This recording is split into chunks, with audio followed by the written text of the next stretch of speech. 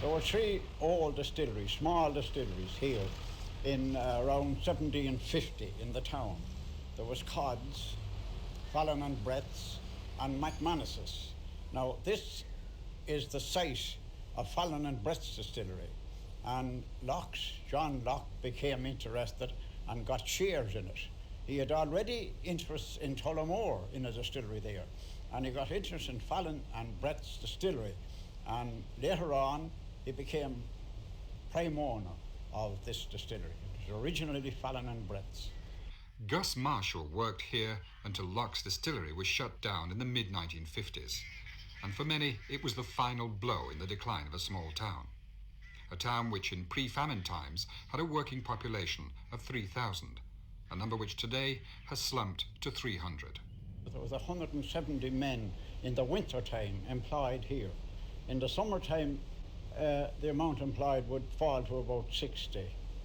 And then it meant a lot to the farming community as well, because Locke's bought their grain, particularly barley and oats and rye, and they sold back to the farming community grains, byproduct of the distillation, and wash, which was used for cattle feeding. Now, you worked here as a younger man. Yes, I was here for a short period. Now, what about the machinery here? What are its chances of putting it back into working order?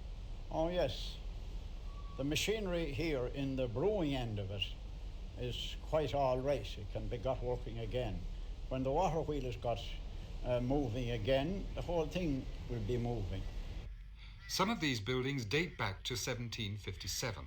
Much of the machinery has survived the ravages of decline and the iron breakers men.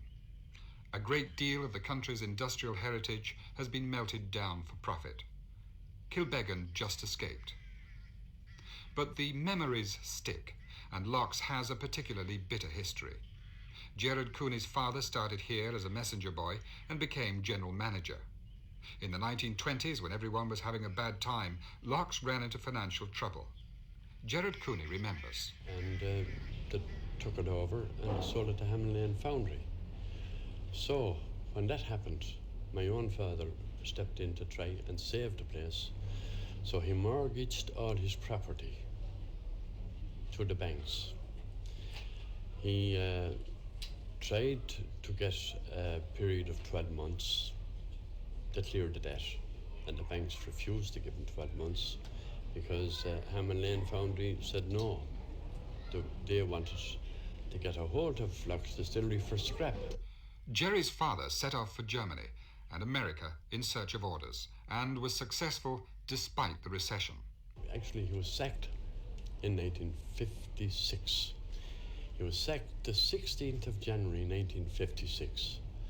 And I came here, I got a call here to come and collect him. It was on a Saturday, and as one Saturday that I do not forget. I never saw a person as distressed. And it wasn't distress that he lost his own job, but it was distress for the great loss to this community and to families that had traditional employment down through the generations. Well, how was he when he got to him? Well, when I came here, in fact, in his own car, I called you to collect him, and he was lying against the office door that way, and the man was crying. He was literally in floods of tears. And that's one thing I never forgot. And I can tell you something, exactly a fortnight after, that man took that so much to heart that he got a stroke. And he died in June the 26th, 1956. And it was this place here, the closure, that broke his heart. Those were the bad old days. Today there's been a rebirth of enthusiasm for Locke's, and hopes are high that it can now do some good for the town. For a number of years, they've worked hard to summon interest in an industrial museum with all sorts of offshoots in crafts, the sort of things that could be turned to profit for the town of Kilbeggan.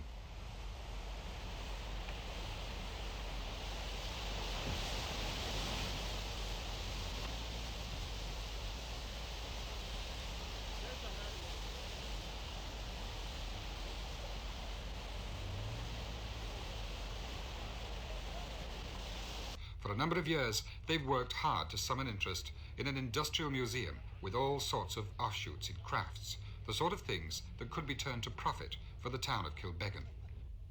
In my opinion, the ideal place for a museum of this sort is where you can have a sort of a working model, a working space. Our idea was that we might manage an industrial archaeological museum around the working model of an 18th century distillery and mill. Now, they're all here with the old water wheel, and it's basically the sort of the birth of the Industrial Revolution is there to be seen. How have you got the enthusiasm going here? Because it is very enthusiastic. I think that this business of industrial archaeology is neglected in this country. And I find, since we started this here, that tradesmen in particular, fitters, that sort of thing, they have an absolutely tremendous interest in how things were done 100 years ago, 200 years ago. The methods, and they're wildly enthusiastic about this sort of thing. 3 years is the deadline they've set themselves to have the project open and moving in the right direction.